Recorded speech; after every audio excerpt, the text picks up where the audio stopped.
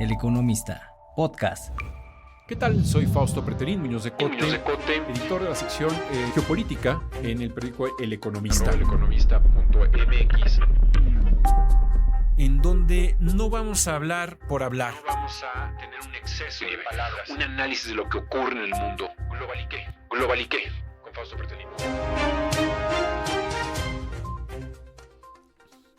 ¿Qué tal? Me da mucho gusto saludarlos en este nuevo capítulo de Globaliqué.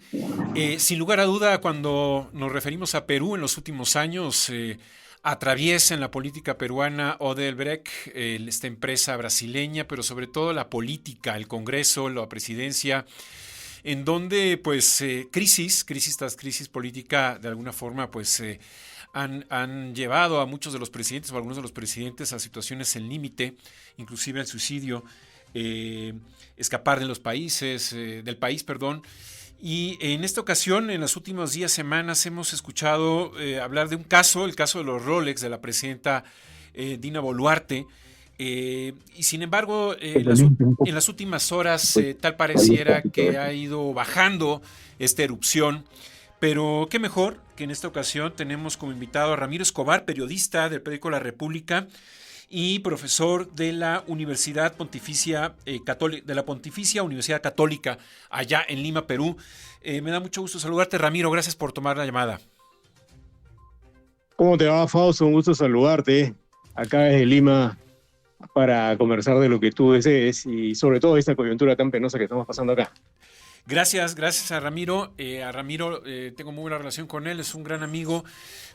Lo conocí allá en Israel en un viaje que hicimos el año pasado junto con algunos otros periodistas de América Latina y sin lugar a duda pues Ramiro es un experto no solamente en la parte peruana, sino tiene un perfil internacionalista muy avesado, muy desarrollado.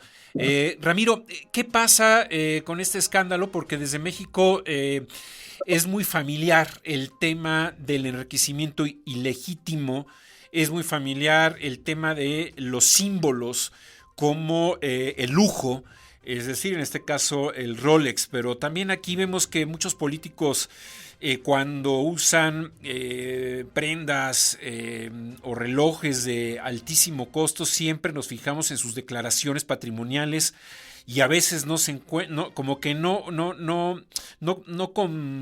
convalida con lo que ganan y con lo que gastan. ¿Qué ha pasado, Ramiro, con la presidenta Dina Boluarte en este caso de los Rolex? Si nos puedes dar un contexto. Sí, mira, yo creo que esto está desatándonos una crisis política, sino una crisis moral, ¿no? Porque fíjate, este es un país, el Perú, donde el abismo social es muy grande, donde ha aumentado la pobreza, donde hay gente que literalmente hay días que no come. Hay un estudio reciente que le preguntan a través de una encuesta a un grupo de personas si en los 2 últimos meses no comían algún día y más o menos el 40% o incluso más, dependiendo del lugar del país, dice que sí, más, es 50-60%. Entonces, estás hablando de un país donde exhibir, sobre todo en los ámbitos del poder, un lujo innecesario, un lujo de ese tipo, un Rolex tan caro. Además, ahora han encontrado que la presidenta aparentemente también usaba pulseras Cartier que cuestan casi $50,000. Entonces, eso acá resulta hiriente, ¿no? Es lo que habitualmente se llama una cachetada a la pobreza. Pero bueno, para alguna gente le resulta insultante. Lo que es sorprendente, sin embargo, Fausto, es que ya antes han pasado cosas peores, ¿no? Como por ejemplo, hay aproximadamente 60 muertos en protestas del año pasado que hubo contra el gobierno de Dina Boluarte, y más o menos 40 de ellas, o un poquito más, se atribuyen a actos fuera de la ley de las Fuerzas Armadas y de las Fuerzas Policiales. Y cuando ocurrió eso, la presidenta no respondió claramente, hay un proceso abierto contra ella, pero se le pidió que renuncie, no renunció, y ahora estamos envueltos en este laberinto que implica, todo indica o sugiere algún acto de corrupción. Parece que se le ha regalado a una persona, cosa que un presidente no debe recibir, pues en el ejercicio ese tipo de regalos de alguien que podría tener interés en que lo favorezca. Pero hay una serie de cuestionamientos, como te digo, morales a su conducta y y esto ha desatado una crisis política de proporciones, porque si bien ya ha dicho que no va a renunciar, y si bien la mayoría de la bancada, la mayoría del Congreso, perdón, tiene una tendencia de derecha que le está protegiendo, de todas maneras, el deterioro de su imagen ante la población es muy grande, ¿no? Todas las encuestas de las últimas semanas o meses sugieren que no llega al 10% de aprobación, y encima ocurre esto, ¿no? Claro. Entonces tú dirías, a ver, esto es podría ser estético para ella, pero no ético.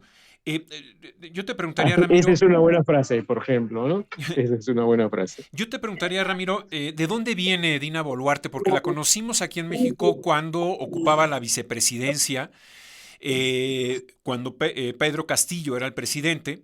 Y digo, la conocimos en México porque conocimos este suceso que ocurre en el sentido de que Pedro Castillo da un mensaje a la nación, critica abiertamente a los medios peruanos, a los medios de comunicación, critica a los partidos políticos y manda a cerrar el Congreso. Y en el Inter, prácticamente cuando sale del Congreso, es llevado ya a la cárcel o es llevado al Ministerio Público. Pero Dina Boluarte es también de extrema izquierda, viene del partido Perú Libre. Mira, no, para nada. Incluso yo te diría que tampoco lo era Pedro Castillo, ¿no? Pedro Castillo postuló una alcaldía en el norte del Perú en una lista que promovía el expresidente Toledo, que ahora está preso, y no era una lista de izquierda para nada. Lo que ocurrió fue que Vladimir Cerrón, que preside un partido que se llama Perú Libre, que dicho sea de paso, para que veas cómo son las cosas acá, ahora está prófugo de la justicia por eso acusado de corrupción, él no podía postular, Vladimir Cerrón, porque justamente estaba procesado judicialmente. Entonces buscó, digamos, un comodín, alguien que lo reemplace, y encontró a Pedro Castillo, que había liderado una huelga de maestros muy fuerte unos años atrás, y una figura más o menos conocida, pero tampoco tanto. Sí. Inesperadamente, él gana la elección con 18%. En realidad pasa a la segunda vuelta con 18%, y Keiko Fujimori pasa con un 15% o un poquito más. Como verás, son cifras muy bajas para que alguien se haga del poder, pero cuando viene la segunda vuelta, él se hace del poder porque el rechazo al fujimorismo acá es muy fuerte. Entonces, Sí. ¿qué es lo que ocurre? Él llega al poder, no era exactamente pues un izquierdista extremo, pero Vladimir Cerrón sí es un izquierdista de modé, de los que piensan que casi no se cayó el muro de Berlín, digamos, ¿no? Porque, Sí. por ejemplo, en su programa de gobierno no mencionaba a China para nada, es una cosa increíble, ¿no? Ajá. Pero en el ejercicio del poder, Pedro Castillo no fue exactamente un presidente, ni siquiera de izquierda, diría yo, tuvo una presidencia errática, ¿no? Sí. Y entonces Dina Boluarte, ¿no?, era su vicepresidenta, y tampoco se podría decir de ella que es una presidenta de extrema izquierda. Ella había candidateado antes a una alcaldía en el distrito de Surquillo y Lima, y tampoco por una lista de izquierda, ¿no? Simplemente ambos, pero tal vez sobre todo Dina Boluarte, eran gente que quería hacer política en un partido donde tuvieran fortuna, ¿ya? Entonces no se le podría catalogar a ella en ese lado del espectro, o no se le podía ubicar en ese lado del espectro político, porque su comportamiento como gobernante tampoco hacía así. Más bien se diría que es una rehén del Congreso, y más específicamente de las bancadas de derecha y de derecha extrema que sí hay en el Congreso peruano. Pero, Ramiro, yo te preguntaría, ¿es Dina Boluarte una outsider o sí tiene un amplio recorrido político a lo largo de su vida profesional?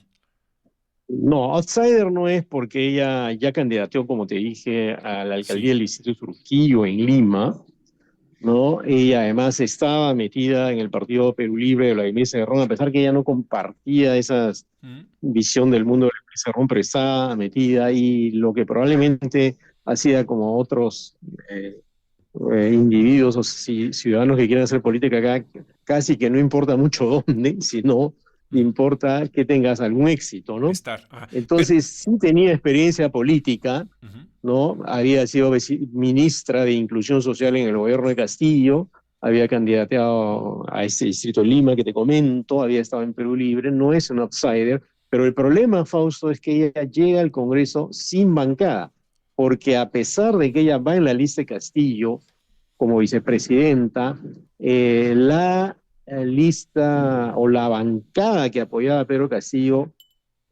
por el Partido Perú Libre, que maneja la Luis Cerrón, que sí es de izquierda, más que extrema, de una izquierda, para mi gusto, un poco delirante, entonces tampoco la apoya, ¿no? Porque a ella la expulsaron de Perú Libre antes de que llegue a la vicepresidencia, meses antes, cuando probablemente ni siquiera se pensaba eso. Entonces, no tiene bancada en el Congreso. Entiendo. Y por eso creo que le es muy difícil manejarse, ¿no? Ahora, históricamente ella de alguna manera proviene de una familia acomodada allá en Perú o viene como Pedro Castillo de la provincia y de segmentos, digamos, con niveles de ingreso medianos bajos. Mira, no exactamente. Ella proviene del departamento de Apurímac, ¿ya? Y una ciudad que se llama Chalhuanca, que es una provincia de este departamento. Imaginándolo en México, es como un estado que tiene no sé si en México le llaman provincias, digamos, la manera como se divide un estado debe tener alguna, no sé si se llama provincia en México, no recuerdo ahorita, pero es una provincia de un departamento peruano que se llama Apurímac y de la ciudad de Chalhuanca. Ajá. Y ella no era una persona pobre, no era una persona de clase media de esa zona. Ella habla quechua, Sí. pero no era una persona pobre. Yo diría que incluso el origen de Pedro Castillo sí es más modesto, el de ella no. Pero lo que resulta increíble es que en este momento haya una frivolidad rondando por el sistema político, porque, ojo, no es solo ella, Fausto, sino han aparecido presidentes regionales que serían como lo que son en México gobernadores de estados, ¿ya? Que también tienen Rolex, ¿no? Y al Sí. parecer uno de ellos se sospecha que sería quien le regaló ese Rolex a la presidenta, ¿no? Mm. Y ese señor que se llama Wilfredo Oscorima, que es el gobernador de Ayacucho, gobierna un departamento donde hubo una montaña de muertos, lamentablemente, entre el 80 y el 2000, y donde hay mucha pobreza. Y el señor se ostenta que él a veces es un cliente de la casa banquero, que es la casa que vende los Rolex, cuando hay un montón de problemas sociales en su propio departamento, ha aparecido otro que también los tiene, ¿no? Entonces hay una feria de exhibicionismo penosa, diría yo, frente a un país tan pobre, ¿no? O Sí. sea, y acá los gobernantes deberían ser austeros, ¿no? Deberían ser el ejemplo mínimo de Pepe Mujica, pero no ocurre así, ¿no? Claro. Mira, yo te lo preguntaba porque te preguntaba sobre el origen de Dina Boluarte, porque en un sentido de si la familia le ha regalado sus relojes o tiene de alguna forma pues una trayectoria en donde sus familiares pues han sido grandes empresarios o digamos que rápidamente se justificaría quizás la posesión de ese tipo de No es joyas. así, Pero ella de alguna manera ¿no? quedó, o digamos que guardó silencio, es decir, cuando empieza esta crisis pues no quiere hablar y después ya dice que adelante, ¿no? Su comparecencia que va a ser este viernes, pero Sí. entiendo un poco a veces la indolencia de los políticos que no salen de una burbuja y no entienden que si un país pobre están representando un país pobre, pues lógicamente deben tener mucho cuidado en su imagen.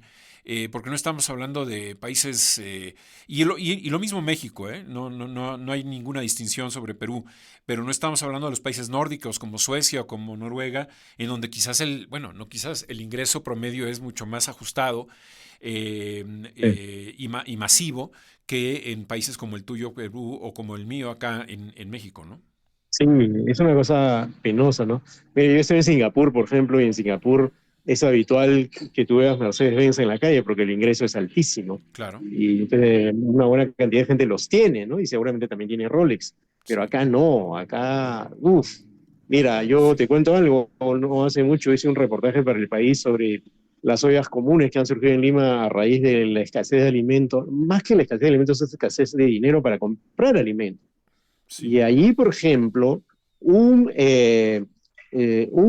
menú de olla común te cuesta 3 soles, que no es ni siquiera $1, Ujú. ¿no? Entonces yo hice el cálculo cuántos menús de 3 soles de una olla común, que es para los más pobres, salen de un Rolex y me salió que salían 18.500. Sí, Es una claro. cosa increíble Sí, la sí, sí. insensibilidad y falta de visión de ella y de otros políticos, porque uno no entra al poder, mi querido Fausto, para Enriquecerse. lucirse Claro. ni para exhibirse, entra al poder para servir a la gente. Entonces, cómo le viene a los ciudadanos que, aparte de no cumplir bien tu papel y aparte de tener la presunta responsabilidad sobre víctimas en unas revueltas, encima te vistas con joyas de alto precio, ¿no? Claro. Oye, Ramiro, ¿y por qué la derecha en el Congreso peruano está apoyando a la presidenta Boluarte? ¿Qué recibe la Mira, derecha? eso es una explicación central, ¿ya? Antes de que Boluarte fuera ungida como presidente, una vez que Castillo entró en prisión, estaban por destituirla por una serie de problemas que tuvo en un club departamental, que es el club del departamento donde ella es, el Club Apurímac, ¿ya? Entonces la iban a destituir, entonces todos vieron, una vez que vieron, perdón, que cayó Castillo, una vez que vieron que no tenía banca, entonces la cooptan, ¿no? Yo diría que la capturan políticamente y le brindan apoyo para que ella sea investida como presidenta. Y claro, lo que hace Dina Boluarte es al final eh, allanarse a todas las propuestas de la derecha y de la derecha extrema que ya está en el Parlamento, que van por el lado, por ejemplo, de salirse de la Corte Interamericana de Derechos Humanos, ¿no? De no impulsar la investigación sobre los muertos que hubo en esa revuelta a comienzos del 2022, que, por ejemplo, han dejado pasar en el Congreso, por ejemplo, una cosa increíble, un cambio en la ley forestal que propiciaría una mayor deforestación, y ahora hace poco han dejado pasar una ley sobre minería ilegal que les da más años para que se formalicen y la depredación de la Amazonía sigue, ¿no? Entonces la agenda de la derecha congresal y de la derecha política peruana, está llevándose a cabo de la mano de ella, ¿no? Y basta ver los ministros que tiene, son ministros que conectan, salvo algunos, pero son ministros que conectan con esa filosofía y esa práctica política. Y por eso que la izquierda está muy molesta, e incluso la izquierda que era de su partido, de su expartido, o que es de su expartido, Perú Libre, ha presentado una moción de vacancia, ¿no? Ajá. Entonces es muy impopular la señora, no solo entre los congresistas de izquierda, ojo, la población está 89 a 90% en contra de ella, la desaprueba con esos niveles altísimos, ¿no? Es decir, el Congreso le está dando respiración artificial respecto al sentir de la población. Esa es una buena apreciación, porque yo creo que en un momento también le bajan el dedo, propician un cambio de presidente, ¿no? Siempre tratando de que sea uno de ellos, la bancada del centro hacia la derecha, de la derecha, en realidad más hacia la derecha extrema, y cuando probablemente ya no lo sirve o el escándalo sea ya mayúsculo, ¿no? El problema es que las elecciones son en el 2026, ya hay poco tiempo para convocar nuevas elecciones, pero políticamente yo creo que esa salida podría darse porque en realidad el tambaleo político y moral de la presidenta es cada día mayor, ¿no? Y es lo que exige una parte de la población, ¿no? Hay movimientos que le están pidiendo, ¿no? Movimientos ciudadanos sobre todo, Ujú. pero no se ve en ella ánimo a renunciar, no, se ve que la siguen protegiendo, el fujimorismo la sigue protegiendo, Alianza para el Progreso, que es un partido de derecha popular, si quieres, también la protege, también la protege Avanza País, que es el partido de Hernando de Soto, que es un partido de derecha también, y claro, porque es funcional a sus intereses, pero si llega un momento en el cual ya sienten que es imposible defenderla, le van a quitar la alfombra, ¿no? Entiendo. ¿Y la izquierda, es decir, qué rol juega ahí en el Congreso? ¿Tiene minoría la izquierda, los partidos de izquierda? Mira, la izquierda es minoría en el Congreso, y la Ujú. izquierda de Perú Libre, el partido que llevó al gobierno con Pedro Castillo y que conduce Vladimir Cerrón, un individuo que está prófugo de la justicia y que hace meses que no lo atrapa, sospechosamente. Ajá. Esa es una izquierda bastante demodé a mis ojos, una izquierda que, por ejemplo, odia a otra izquierda por la que considera caviar. No sé si conoces el término Sí, acá. sí, sí. Caviar se le dice al que supuestamente tiene dinero, pero es de izquierda. Tal Ajá. vez hay otro término similar en México, ¿no? No, sí, sí, sí se Pero entiende. odia esa izquierda o a la gente progresista porque supuestamente vive bien y aparenta preocuparse por los pobres, ¿no? Y termina aliado con la derecha, ¿eh? Es una cosa increíble, unas alianzas extrañas, ¿no? Claro. Y la otra izquierda, que es más democrática, si quieres, De centro. y que es centro-izquierda más bien, ¿no? Tiene una bancada muy pequeña, ¿no? Y no tiene fuerza para presionar, ¿no? En algunos casos, por ejemplo, en la moción de vacancia presidencial que han presentado el día lunes, ¿no? Tiene el apoyo de Acción Popular, que es un partido, el único partido antiguo que sobrevive, pero que tampoco tiene muchos parlamentarios, ¿no? Entonces, no, lo que podría pasar es que llegue un momento en que ya el escándalo sea de tal magnitud que no sea la izquierda la que provoque su caída, sino la propia población, pero la propia población está un poco cansada de protestar y un poco temerosa también, porque la última vez que lo hizo con fuerza pasó lo que te cuento, ¿no? Claro. Decenas de muertos, ¿no? Entonces es una situación bastante entrampada. Y el caso de Keiko Fujimori sigue siendo un referente político allá en Perú. Es una mujer muy poderosa. Sí, pero cada vez menos porque hay un problema con Keiko Fujimori. Keiko Fujimori tiene mucho antivoto, Sí. mucho rechazo. O sea, hay unas encuestas que sostienen que los personajes que tienen más antivoto son ella y Antauro Humala, que es una suerte de fascista andino, ¿no? Ujú. Que quiere candidatear, ¿no? Que se dice izquierda, pero es un tipo que es racista, es violento, ¿no? Y además está preso por haber protagonizado una rebelión hace unos años en Andahuaylas, justo en el departamento de Dina Boluarte. Ujú. Entonces, pero no tiene mucho juego Keiko Fujimori, parece que está intentando candidatar nuevamente. Su padre salió a la cárcel y está Sí. interesado en hacer política, ha fundado un canal de YouTube, ¿no? Caray. Parece que está tratando de aglutinar a la derecha para tener un solo candidato que de pronto no es ella, Ajá. ¿no? Pero ella ya se lanzó 3 veces y las 3 veces ha perdido. Sí, sí, sí. Entonces, difícil va a ver que a la cuarta es la vencida, ¿no? Claro. Porque el antivoto que hay contra ella es muy grande, ¿no? ¿Y el tema judicial de Pedro Castillo en qué estado se encuentra? Mira, él está, él está preso en una especie de triste vía presidencial acá en Perú, donde están presos también Alejandro Toledo, donde estuvo preso Alberto Fujimori, y Sí. donde probablemente, y lo digo con pena real, no con entusiasmo, vaya a ir en algún momento la actual presidenta. Ajá. Eh, pero él está procesado, ha presentado acciones de amparo para que lo liberen temporalmente, pero no ha tenido éxito. Entonces sigue preso y a la espera que el juicio avance, no tiene todavía una sentencia, pero las últimas movidas judiciales que ha hecho han sido desafortunadas, ¿no? No le han dado acciones de amparo, no hay posibilidad que sea liberado y Tien- parece que se va a quedar ahí por un buen tiempo, ¿no? Tiene acusaciones de, Hasta que reciba una sentencia firme, digamos, ¿no? tiene acusaciones sobre temas de corrupción, ¿verdad?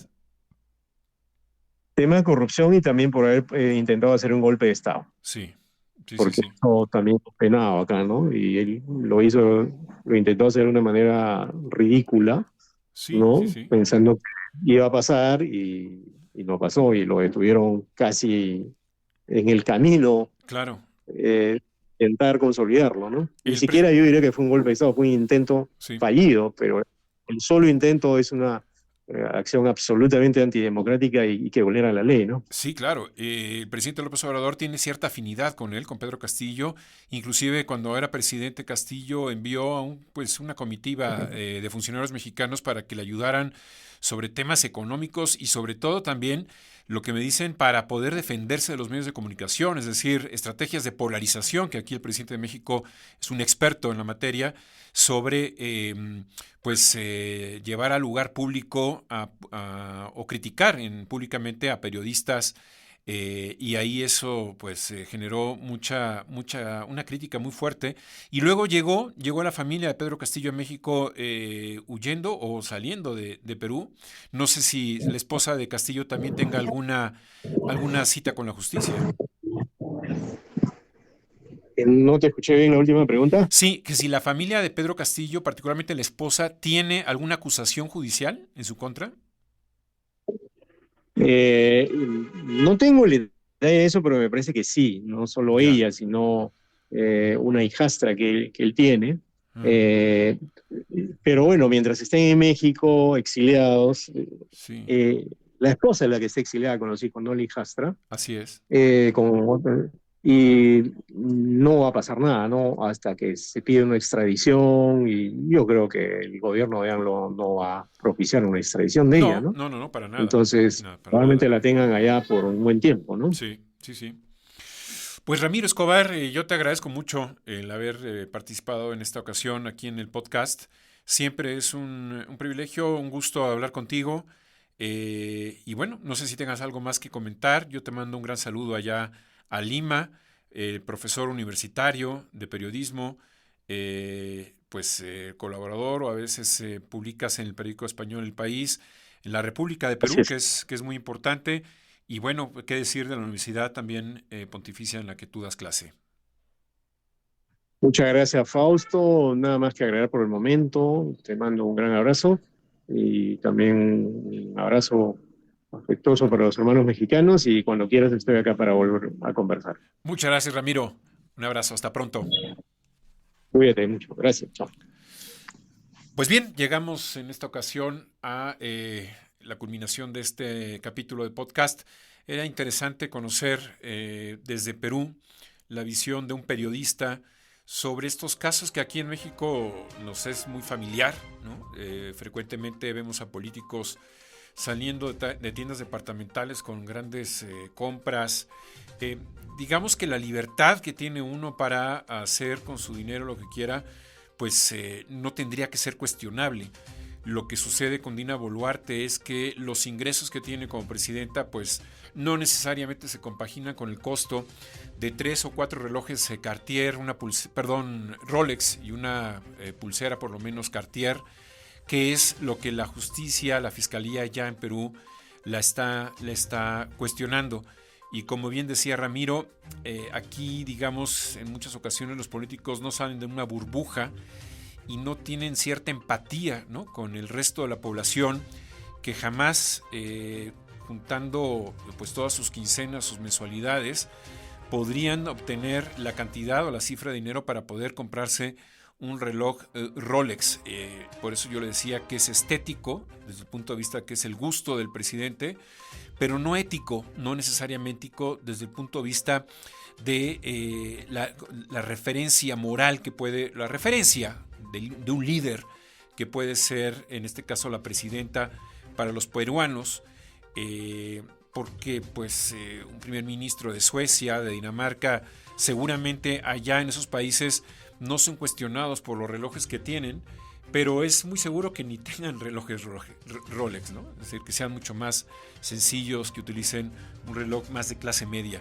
Pero es importante, digamos, que darle visibilidad a estos temas porque, insisto, es Perú, es un país muy cercano a México, de la Alianza del Pacífico, pero también es un caso que aquí en México sucede frecuentemente. Bien, pues yo los invito a que se queden aquí en el podcast de varios temas que tiene el periódico El Economista. Yo los escucho pronto en el próximo capítulo de Globalique. Gracias, hasta la próxima.